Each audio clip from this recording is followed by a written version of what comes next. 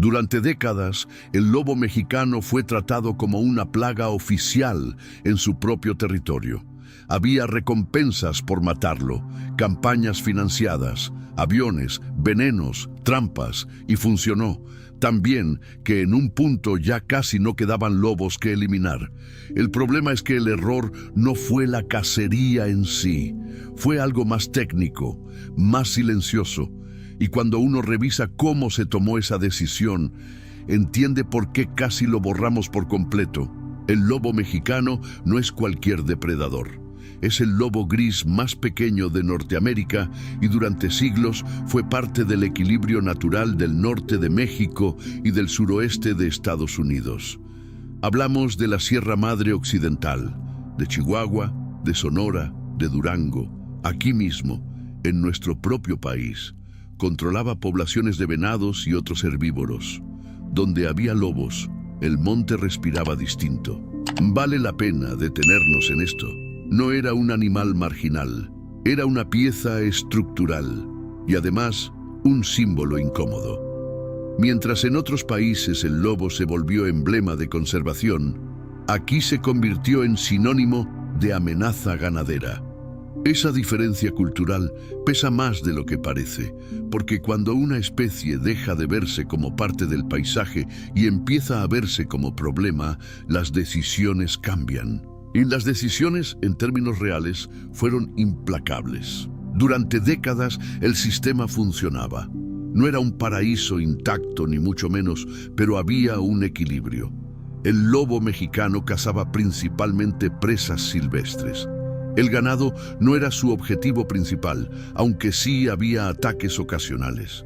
Y cuando eso ocurría, el conflicto era local, puntual. No existía todavía una política masiva de exterminio.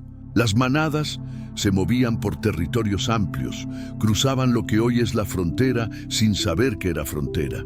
Si uno revisa los registros históricos, encuentra que su presencia era constante, no abundante, pero sí estable. Eso es clave. Estable. Había presión humana, sí, pero no una campaña coordinada para desaparecerlo. La ganadería iba creciendo, los asentamientos también, pero el ecosistema todavía absorbía el impacto. El monte tenía resiliencia. El lobo también, y justamente por eso, cuando llegó el cambio, no fue inmediato ni espectacular. Fue algo que al inicio parecía lógico, incluso necesario. El problema empieza cuando el gobierno decide que el conflicto ya no es local, sino nacional. A principios del siglo XX, la ganadería se volvió prioridad económica y el lobo pasó de ser depredador natural a enemigo productivo. Aquí aparece el primer cambio claro. Se institucionaliza su eliminación. No era un ranchero defendiendo su ganado. Era una estrategia coordinada con recompensas, venenos como el compuesto 1080, trampas de acero y brigadas especializadas. ¿Qué apareció que antes no estaba? Dinero público para erradicarlo. Y cuando el Estado entra a un proceso así, la escala se multiplica. En pocos años, las manadas comenzaron a fragmentarse. Ya no cazaban en grupo grande. Huían, se dispersaban. Eso reduce reproducción, rompe jerarquías. Pero ese no fue todavía el momento decisivo. El verdadero error vino después, cuando quedaban muy pocos y la lógica de exterminio siguió exactamente igual. Al principio, las cifras parecían éxito administrativo. Menos reportes de ataques, menos avistamientos, menos pérdidas de ganado. Pero si uno revisa con calma, eso no significaba control, significaba ausencia. Las campañas con veneno no distinguían entre una manada completa y un individuo aislado. El compuesto 1080 no solo mataba lobos, también afectaba coyotes, zorros, aves carroñeras. El ecosistema empezó a resentirlo. Aquí aparece el segundo cambio, la ruptura genética. Cuando las poblaciones bajan demasiado, ya no se trata solo de cuántos quedan, sino de quiénes quedan. Y muchos de los últimos lobos eran individuos dispersos, sin posibilidad real de encontrar pareja. La reproducción se volvió esporádica. Luego vino el punto crítico. Para finales del siglo XX, los registros en vida silvestre en México prácticamente desaparecieron. No fue una gran noticia nacional, fue un silencio, y ese silencio fue más grave que cualquier cifra alarmante. Hay un momento que pesa más que los demás, cuando los equipos de campo confirmaron que en territorio mexicano ya no había poblaciones viables en estado silvestre. El problema dejó de ser manejo de fauna y se volvió rescate contrarreloj. Estamos hablando de que sobrevivían apenas unos cuantos ejemplares, capturados entre México y Estados Unidos para intentar un programa de reproducción en cautiverio. Aquí está el error técnico del que casi nadie habla. Todos los lobos actuales descienden de un grupo fundacional mínimo, poquísimos individuos. En términos genéticos, eso es un cuello de botella severo. Se conservó la especie, sí, pero con variabilidad reducida. Vale la pena entenderlo, no es lo mismo salvar animales que salvar diversidad genética. Y cuando la base es tan estrecha, cualquier enfermedad, cualquier fallo reproductivo pesa el doble. Ese fue el punto sin retorno. A partir de ahí, todo sería reintroducción controlada, nunca recuperación natural completa. Hoy el lobo mexicano volvió a pisar la Sierra Madre. Hay ejemplares liberados en Chihuahua y Sonora, y también del lado estadounidense en Arizona y Nuevo México.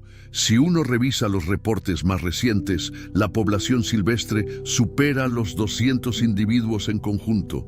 Suena alentador, pero vale la pena aterrizarlo. Todos descienden de aquel puñado original.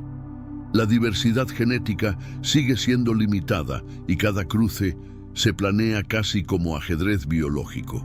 Además, el conflicto con ganaderos no desapareció.